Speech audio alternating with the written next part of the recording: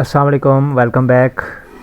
अच्छा, सबसे पहले उन तमाम स्टूडेंट्स को वेलकम करते हैं वर्चुअल यूनिवर्सिटी में जिन्होंने इस साल न्यू एडमिशन लिया है। और ये वीडियो का जो बेसिकली मकसद है वो यही है कि जो न्यू स्टूडेंट्स हैं जिनकी आज ओरिएंटेशन क्लास मिस हो गई है, ये वीडियो खासकर उन लोगों के लिए बनाई जा रही है ताकि उन्हें एलएमएस के बारे में थोड़ा सा गाइड कर सकें। ठीक है, तो बेसिकली काफ़ी पिछले दिनों में ग्रुप्स में बात हो रही थी यूनिवर्सिटी के हवाले से, नोटिफिकेशंस के हवाले से।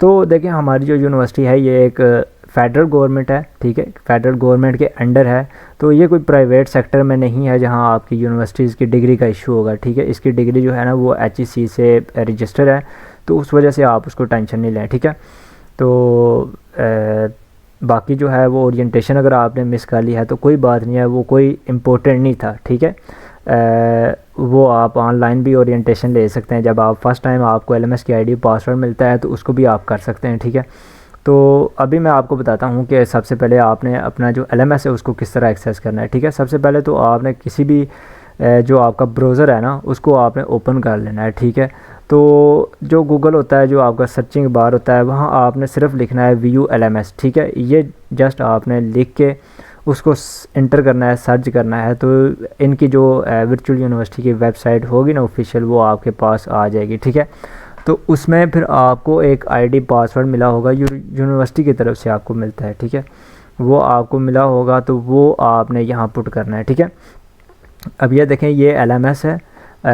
यहाँ से आप इसको पासवर्ड को फॉरगेट कर सकते हैं। यहाँ आपने ID और पासवर्ड देना है। ठीक है, यहाँ सिर्फ साइन इन का है, रजिस्टर का आपको जो है वो नहीं मिलेगा। रजिस्टर का इसलिए नहीं मिलेगा क्योंकि ये आपकी ID और पासवर्ड यूनिवर्सिटी की तरफ से इशू होता है, यहाँ आप ख़ुद को रजिस्टर नहीं कर सकते। ठीक है, ये आपका नोटिस बोर्ड होता है, यहाँ से आप जो नोटिस बोर्ड है, इम्पोर्टेंट जो यूनिवर्सिटी की तरफ से अनाउंसमेंट होती हैं वो यहाँ से आप देख सकते हैं। ठीक है, उसके अलावा ये स्टूडेंट हैंड बुक्स हैं, इसमें आपको स्टूडेंट्स के बारे में गाइडलाइंस मिल जाती हैं। ठीक है, इसको अगर आप पढ़ना चाहें तो यहाँ से आपको सारी डिटेल जो है यूनिवर्सिटीज़ की प्रोसेस वो आपको सारी मिल जाएगी। ठीक है, और ये इसकी हेल्प है, कॉन्टैक्ट अस है, वर्चुअल यूनिवर्सिटी के इनके लोगोज लगे हुए हैं।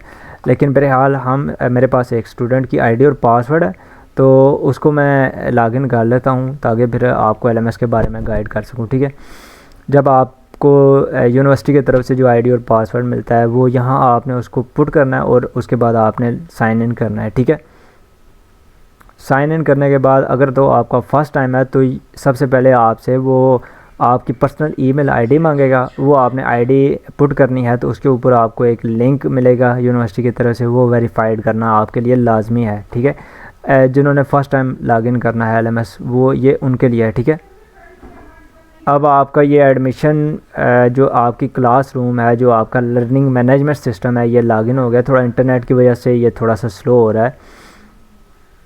अब ये देखें, ये टॉप पे ना आपको कोर्स सिलेक्शन की अनाउंसमेंट आ रही है। ठीक है, यहाँ वो लिखा हुआ है कि सिलेक्ट ड्रॉप कोर्सेज। ठीक है, यानी 25 अक्टूबर तक आप किसी भी कोर्स सिलेक्शन के सब्जेक्ट्स को ड्रॉप कर सकते हैं या उसको सिलेक्ट कर सकते हैं। ठीक है, सबसे पहले ये जो इस साइड पे आपकी पिक्चर लगी होती है, पिक्चर के साथ आपका नाम और आपकी BC शो हो रही होती है, उसके साथ ये आपका आइकन जो है ना ये भी अनाउंसमेंट का आइकन होता है। ठीक है, इसके ऊपर भी आप क्लिक करके अनाउंसमेंट पर जा सकते हैं। ठीक है, उसके बाद अगर आप अपनी पिक्चर के ऊपर आप क्लिक करेंगे ना तो आपको यहाँ ऑप्शन शो हो जाएंगे। इसमें आपकी माई प्रोफाइल होगी, चेंज पासवर्ड होगा और माई लॉगिन हिस्ट्री होगी और नीचे लॉग आउट होगा। ठीक है, माई प्रोफाइल में जाके आपको अपनी प्रोफाइल शो हो जाएगी। मैं स्टूडेंट्स की प्रोफाइल शो नहीं करवाना चाहता आपको फ़िलहाल। ठीक है, तो ये सब्जेक्ट शो हो रहे हैं और यही आपकी स्टडी आपकी क्लासरूम है। ठीक है, अब आपने अगर लेक्चर लेने हैं तो आपने क्या करना है, ये जो प्रोफेसर्स हैं ना, ये प्रोफेसर्स का नाम लिखा है, इनके बारे में डिटेल है। सबसे पहले अब अगर आपने लेक्चर लेने हैं तो जिस सब्जेक्ट के आपने लेने हैं उस सब्जेक्ट के टाइटल पे आपने क्लिक करना है। ठीक है, उसके टाइटल पे आप क्लिक करेंगे तो ये इसका जो है वो सब्जेक्ट का डैशबोर्ड ओपन हो जाएगा। ठीक है, अब ये देखें, ये सारे जो है ना ये लेक्चर्स ओपन हो गए हैं। ठीक है, इसके टोटल कितने लेक्चर्स हैं, इसके टोटल इस सब्जेक्ट के 46 लेक्चर्स हैं। ठीक है, इसमें ये देखें, ये इधर भी शो होता है कि कितने लेक्चर्स के बाद 10 लेक्चर्स के बाद आपकी एक असाइनमेंट्स आएगी। ठीक है, 15 लेक्चर्स के बाद आपका एक क्विज़ भी आएगा। ठीक है, और इसके बाद ये यहाँ से आपको ना ये ओपन का मतलब होता है कि इसमें जो कमेंट सेक्शन है वो ओपन है। ठीक है, अच्छा, इंडेक्स और लेसन में ये चीज़ होती है, ये डॉक्टर साहब हैं जो कि प्रोफेसर्स हैं जिनके रिगार्डिंग लेक्चर्स अवेलेबल हैं। उसके बाद कोर्स इन्फॉर्मेशन में आपको इस जो आपका ये सब्जेक्ट है इसकी कोर्स मिल जाएगी, ठीक है, कि आपका कौन सा कोर्स है, कितने क्रेडिट हैं, कौन से आपके सेक्शन इंचार्ज होंगे, उनकी ईमेल एड्रेस भी यहाँ उनको आप मेल कर सकते हैं, ठीक है। कोर्स के बारे में थोड़ी सी आपको गाइडलाइंस होंगी। उसके बाद ये फाक होता है, ये क्वेश्चन आंसर होंगे, ठीक है। यहाँ से आपको बुक्स, ये जो रिकमेंडेड होती है ना बुक्स, जो यूनिवर्सिटी के सर आपको रिकमेंड करते हैं कि ये आप बुक्स को यूज़ कर सकते हैं, ये यहाँ उनकी इन्फॉर्मेशन होगी। डाउनलोड फाइल्स में आपको हैंडआउट्स मिल जाएंगे, ठीक है।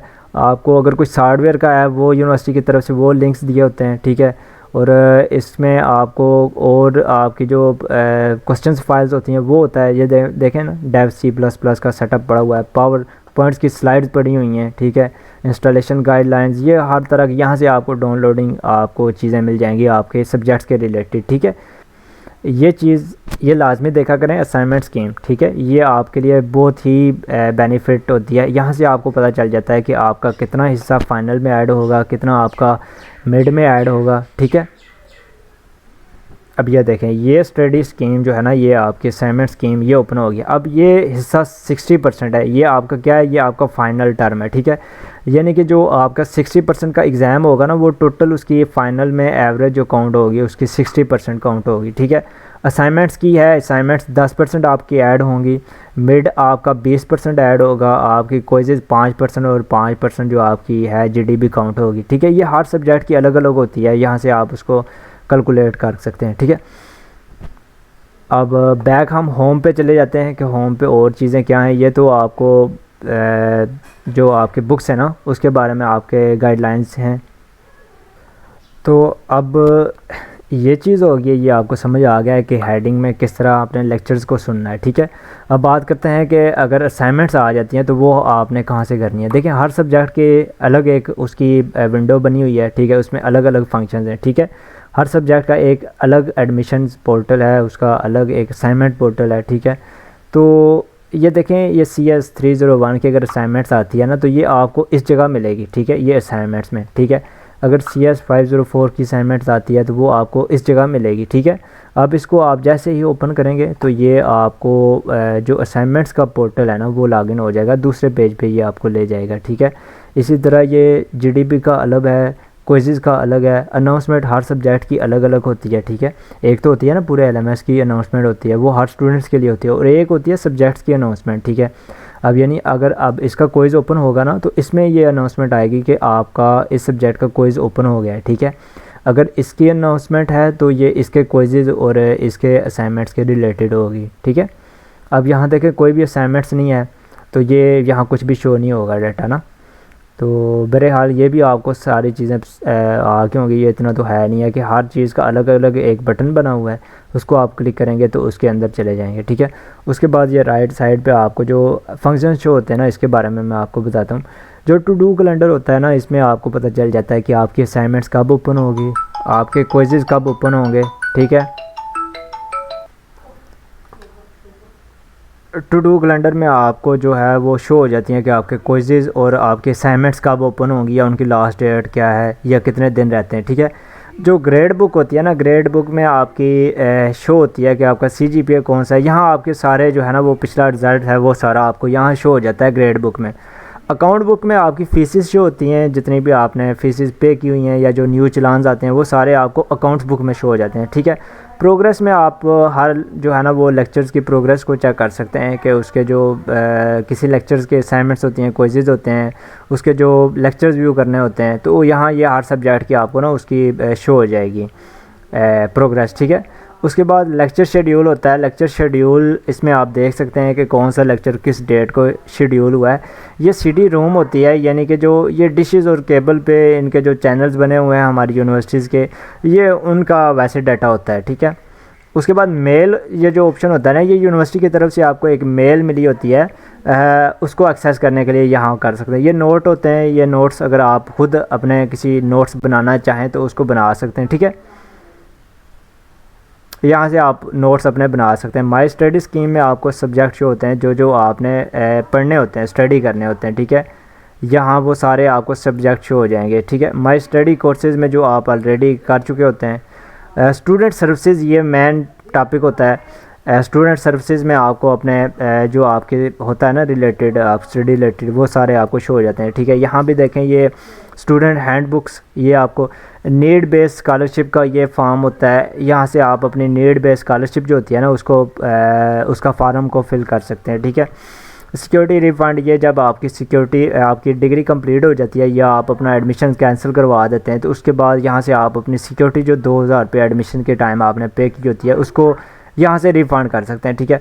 ये मेक योर डेट शीट, ये भी अगले स्टेप में मैं आपको बताऊंगा। Apply for additional copies of transfer, इसको भी छोड़ दें, ये डिग्री कंप्लीट होने के बाद होता है। ये भी अप्लाई फॉर डिग्री, ये भी डिग्री कंप्लीट होने के बाद आपने यहाँ से करना है, ठीक है। अब आपका कोई पेपर, आपका रिज़ल्ट आया है और आपका कोई पेपर, उसका रिज़ल्ट आपको पसंद नहीं आया, आप समझते हैं कि आपके पेपर का जो रिज़ल्ट है ये बुरा आया है, हालांकि आपके पेपर अच्छे हुए हैं, तो फिर आपको जो है ना इस फंक्शन में जाके अप्लाई फॉर री चेकिंग ऑफ पेपर करना है। तो ये आपका ये होता है, सिर्फ ये आपका 1 वीक ओपन होता है आफ्टर रिज़ल्ट, ठीक है। जब आपका रिज़ल्ट आता है तो उसके 1 वीक तक ये ओपन रहता है, यहाँ से आप अपने पेपर री चेक की रिक्वेस्ट को भेज सकते हैं, ठीक है।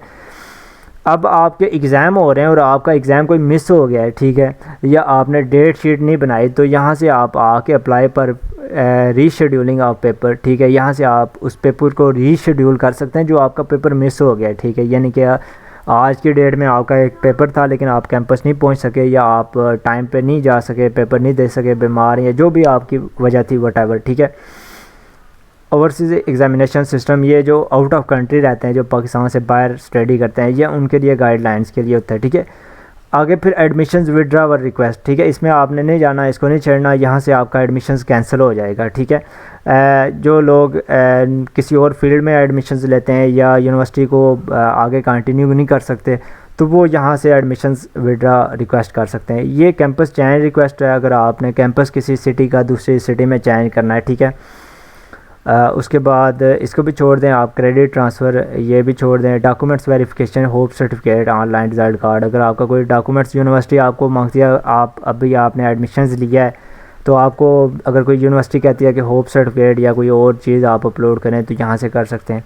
अब आपका जो स्टूडेंट कार्ड अगर वो आपका गुम गया है तो आप यहाँ से उसको आईडी कार्ड रिक्वेस्ट के थ्रू न्यू आप रिक्वेस्ट बना सकते हैं, लेकिन उसका फिर आपको 500 रुपये फ़ीस पे करनी होगी। इमिग्रेशन सर्टिफिकेट, अगर आप किसी दूसरी यूनिवर्सिटी में आप शिफ्ट होना चाहते हैं। प्रोफाइल पिक्चर चेंज, ये जो आपकी डीपी लगी होती है, जो आपकी प्रोफाइल पिक्चर, अगर आप इसको चेंज करवाना चाहते हैं तो आपने यहाँ से इसको रिक्वेस्ट करना है, ठीक है। इसके भी 500 रुपये आपकी फ़ीस होती है। री एडमिशन रिक्वेस्ट, ये चीज़ होती है कि अगर आप किसी, आपने 1 या 2 सेमेस्टर आपने छोड़ दिया, आपने स्टडी कंटिन्यू नहीं की, आपने LMS को लॉगिन नहीं किया, आपने सेमेस्टर को फ्रीज़ नहीं करवाया, तो वहाँ लिखा आ जाएगा स्क्रीन पे जब आप लॉगिन करते हैं 1 या 2 सेमेस्टर के बाद कि आपका जो एडमिशन है ये कैंसिल हो गया है। तो न्यू फिर एडमिशन अगर आप लें तो आपको 11,000 रुपये अगैन वो पे करनी पड़ती है फ़ीस। लेकिन आपने यहाँ से री एडमिशन रिक्वेस्ट में जाके आपने री एडमिशन की रिक्वेस्ट करनी है तो वो फिर आपका 2,000 रुपये फ़ी लगते हैं और यहीं से आपका एडमिशन स्टार्ट हो जाता है, ठीक है। सेमेस्टर फ्रीज़, अगर आपको लगता है कि 1 सेमेस्टर आप या 2 सेमेस्टर आप स्टडी कंटिन्यू नहीं कर सकते, ठीक है, आप बिज़ी हैं, मसरूफ़ हैं, आप स्टडी को कंटिन्यू नहीं कर सकते, तो आपने फिर ये सेमेस्टर फ्रीज़ पे जाके अपना जो सेमेस्टर है उसको फ्रीज़ कर देना है। फिर उसको आप 1 सेमेस्टर या 2 सेमेस्टर के बाद उसको अनफ्रीज़ करके स्टडी कंटिन्यू कर सकते हैं। ये जिस तरह आपको मैंने बताया अनफ्रीज़, ठीक है। अब स्टूडेंट प्रोफाइल चेंज, ठीक है, ये नहीं, अगर आपकी प्रोफाइल में कोई मिसअंडरस्टैंडिंग है, कोई वर्ड गलत है आपके नाम के स्पेलिंग में, आईडी कार्ड में या कुछ भी, तो आप यहाँ से कर सकते हैं। स्टडी प्रोग्राम कन्वर्जेशन, ये चीज़ होती है कि आप BS के स्टूडेंट हैं, कंप्यूटर साइंस के, ठीक है, और आप अपनी फील्ड को चेंज करना चाहते हैं, BS से ADP में करना चाहते हैं या BS से BS में ही कन्वर्ट करना चाहते हैं, लेकिन BS कंप्यूटर साइंस से किसी और फील्ड में करना चाहते हैं, तो आपने फिर इसको क्लिक करना होता है, ठीक है। ये देखें, ये शो हो गया है, यहाँ से आप इस फील्ड में जा सकते हैं, ठीक है। अब ये कोर्स सिलेक्शन आ गया। कोर्स सिलेक्शन में आपने सब्जेक्ट को चूज़ करना होता है, ठीक है, आपने कोर्स सिलेक्शन करनी होती है। ये जब आपका रिज़ल्ट आता है, रिज़ल्ट आने के बाद फिर आपको ये शो होता है, ठीक है। यहाँ से आपने जिस सब्जेक्ट को आपने स्टडी करनी है उसको सिलेक्ट करना होता है, ठीक है। अब इसमें देखें, ये 3 फंक्शन है। एक तो ये फेलियर है ना, ये एक सप्ली थी इन स्टूडेंट्स की, वो शो हो रही है। उसके बाद इम्प्रूवेबल कोर्सेज़, इसमें BSc और D ग्रेड, ये आपके पास काउंट हैं, लेकिन अगर आपका CGPA कम है, उसको इम्प्रूव करना चाहते हैं तो उसको अगैन आपने स्टडी करना है, ठीक है। ये न्यू कोर्सेज़ हैं, ये आपके न्यू कोर्सेज़ हैं जो आपने स्टडी करने ही करने होते हैं। अब इसमें आपने जिसको पढ़ना होता है उसको सिलेक्ट करके नीचे ये लिखा होता है सेव करेंगे तो आपके वो कोर्स सेक्शन में सेव हो जाता है, ठीक है। अब कोविड वैक्सीनेशन, ये कोविड वैक्सीनेशन अगर आपने की हुई है तो उसको यहाँ से आपने उसका सर्टिफिकेट को अपलोड करना है, ठीक है। उसके बाद ये कॉन्टैक्ट अस लिखा होता है, ये हेल्प लिखा होता है, ठीक है। कॉन्टैक्ट अस में यूनिवर्सिटीज़ के नंबर आपको शो हो जाते हैं न्यू विंडो में, ठीक है, यूनिवर्सिटीज़ के बारे में। हेल्प में जाके आपने ये चीज़ जो है ना, इसको मैं अब आपको नेक्स्ट यही गाइड करूँगा। अगर आप करना है तो आपने किस तरह करना है, ठीक है। अब एक तो हो गया ना आपके, जब ये यहाँ से आप होम पे जाके जब वो लेक्चर सुनते हैं तो उसके नीचे भी आपको कमेंट सेक्शन होता है, वहाँ से आपको यूनिवर्सिटीज़ के बारे में गाइडलाइंस मिल जाती हैं, ठीक है। उसको आप कोई भी अगर आपका क्वेश्चन है तो आप वहाँ सर से पूछ सकते हैं, लेकिन वो जस्ट आपके लेक्चर्स के रिगार्डिंग होता है।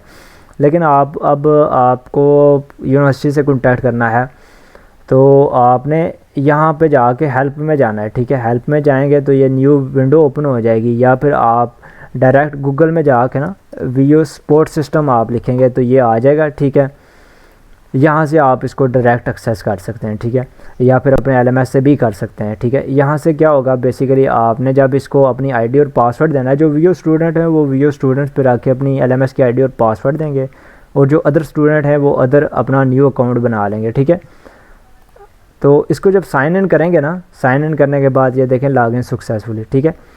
ये लॉगिन हो गया। अब इसमें ये डिपार्टमेंट है, माई कोर्सेज़ है, जो आपके सब्जेक्ट हैं उसको अगर आप किसी सर को मेल करना चाहें, फाइनेंस का डिपार्टमेंट, एग्जामिनेशन, आईटी, ठीक है। यानी जिस डिपार्टमेंट को आपने मैसेज करना है, अब जिस तरह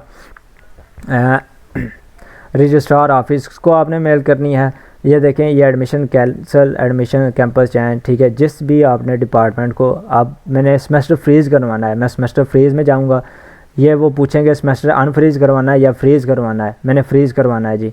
तो इसके ऊपर आपने क्लिक करके जैसे ही इसको आपने ओके करना है तो ये डायलॉग बॉक्स ओपन हो जाएगा, ये इस डिपार्टमेंट को, ठीक है। आपने यहाँ से अपना वो जो भी आपकी इंक्वायरी होगी वो लिख के आपने सबमिट करना है, यहाँ से आप अटैच फाइल कर सकते हैं। तो ये जो है ना उनको चला जाएगा, टिकट क्रिएट हो जाएगा, और फिर 24 घंटे के अंदर वो आपको इसी जगह आप आएंगे माई टिकट में जाके, तो माई टिकट में आपको शो हो जाएंगे कि आपका कौन कौन सा टिकट है, ठीक है। अब ये नहीं, ये एक स्टूडेंट्स हैं, इनका ये जो भी इशू था मेरिट लिस्ट का, ठीक है, ये देखें उन्होंने टिकट क्रिएट किया है, ये साथ में उनकी पिक्चर शो हो रही हैं, और ये सर की तरफ से उन्हें रिस्पॉन्स आ गया, ठीक है। तो ये चीज़ होती है टिकट क्रिएट करना, ये यानी कि यूनिवर्सिटी को आपने कोई मेल करनी होती है, ठीक है।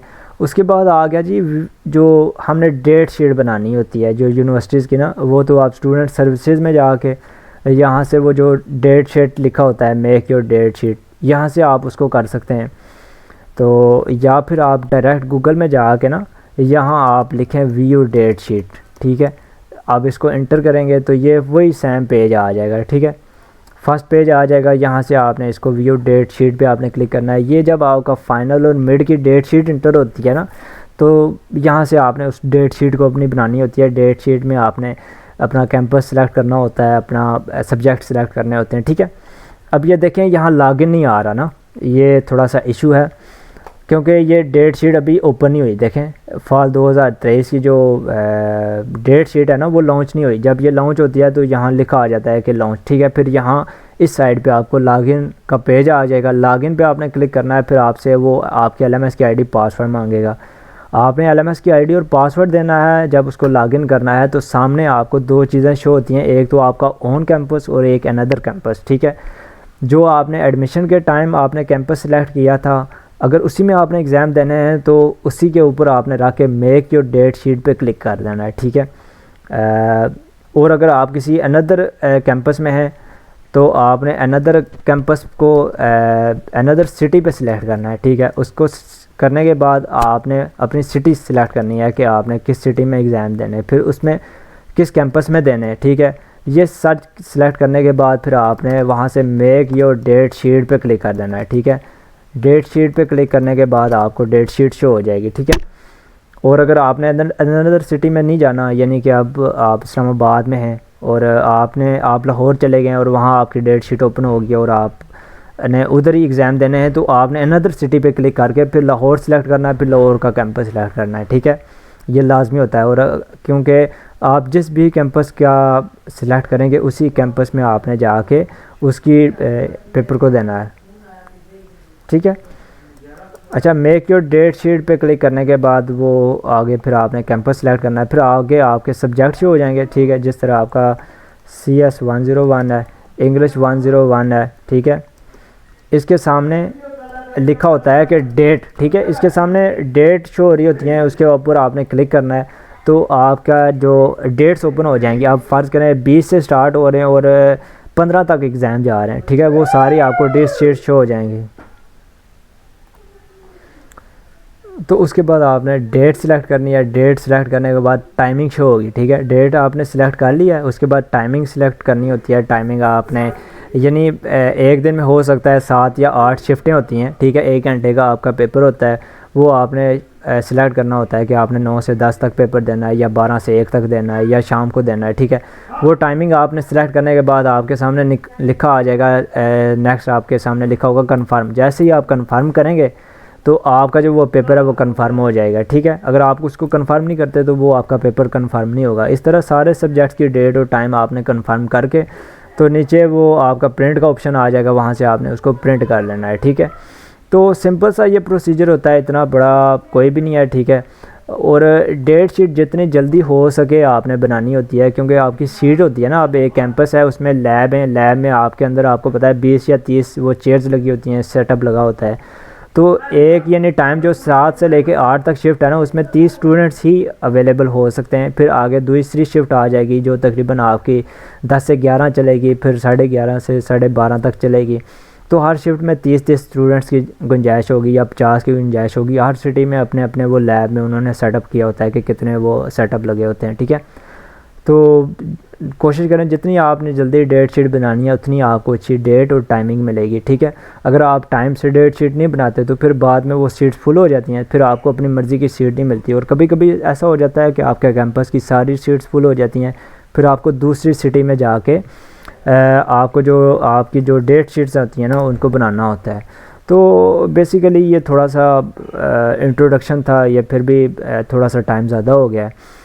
तो इसके अलावा अगर आपके माइंड में कोई भी क्वेश्चन है तो आप वो मुझसे पूछ सकते हैं। तब तक फिर अल्लाह हाफ़िज़।